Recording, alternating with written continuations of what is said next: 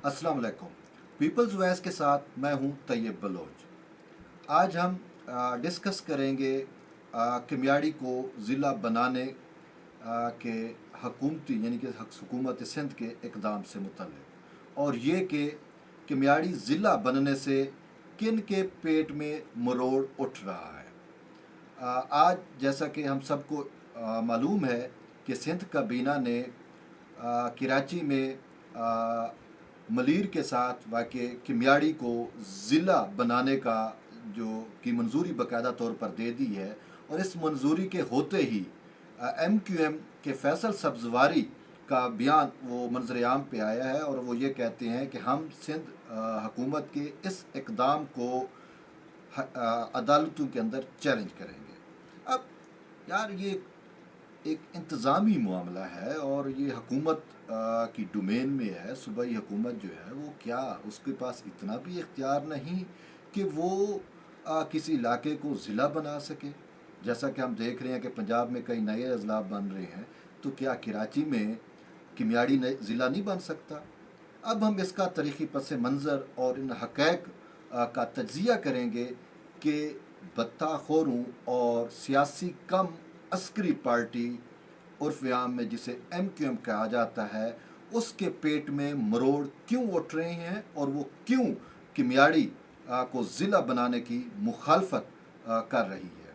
दरअसल किमियाड़ी और मलीर कराची के ये दो वहद इलाके हैं जो पूरे सूबे बल्कि मुल्क का 80% रेवेन्यू जिसे हम मुहासिल कहते हैं वो जनरेट करते हैं, क्योंकि यहाँ पर कराची पोर्ट कासिम और बंदरगाहें जो हैं वो मौजूद हैं, और तमाम इंपोर्ट एक्सपोर्ट यहाँ से होती है, और यहाँ पे बहुत ज़्यादा टैक्स लगाए जाते हैं या लगते हैं, और इस सवाल से जो भी इंपोर्ट एक्सपोर्ट्स की ड्यूटीज़ हैं वो यहाँ से ही हासिल की जाती हैं।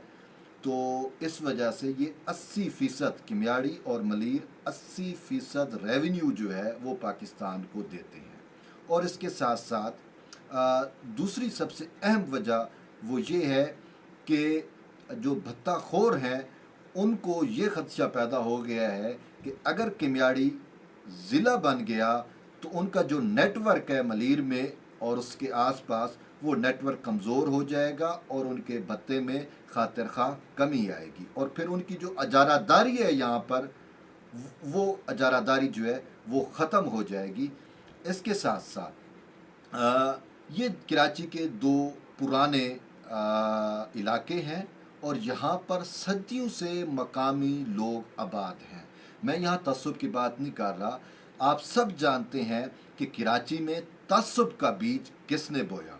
सिंधड़ी का दिल कराची को सिंध से अलहदा करने की कौन साजिशें कर रहा है, वो आप सबके सामने मौजूद है। वही जिनको सिंध के लोगों ने अपने दिल यानी कि कराची में जगह दी, पनाहगीर समझ के उनको गले से लगाया, उनको जगह दी, उनको जो है वो तमाम हकूक़ दिए जो आम सिंधियों को हकूक़ हासिल थे।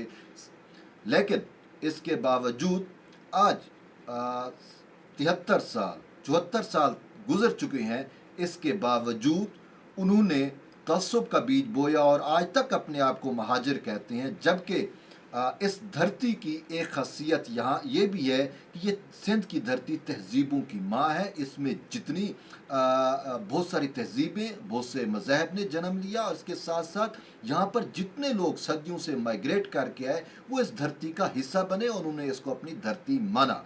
लेकिन वह हिंदुस्तान से आए हुए कुछ ऐसे लोग हैं जो अभी तक अपने आप को महाजिर कहते हैं। उन्होंने सिंध को दिल से तस्लीम नहीं किया, और इसी वजह से सिंध के खिलाफ साजिशें करते हुए कराची को अलग सूबा बनाना चाहते हैं, और किसी दौर में जनाहपुर के नक्शे भी आपके सामने आए थे।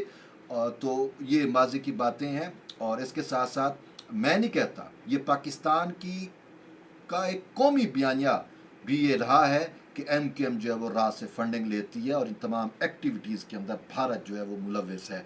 तो वही सियासी पार्टी, पहले वो अस्करी विंग था, फिर उसको सियासी पार्टी में कन्वर्ट किया गया, और आपको पता है कि आमरू ने किस तरीके से पाकिस्तान पीपल्स पार्टी को कमज़ोर करने के लिए इन बदबूदार और तसब्बुब ज़दा लोगों को कि को किस तरीके से एक छतरी फराम की और किस तरीके से इनको कौमी सियासी धारे में शामिल किया। और यही इंडिया के पैसों से पलने वाले और भारतीय शऊर रखने वाले और लखनऊ का जो ये टोला है, इसने न सिर्फ सिंधड़ी बल्कि पूरे पाकिस्तान में अमन आमा को भी ख़राब किया। लेकिन हम वापस आते हैं किमियाड़ी के ऊपर।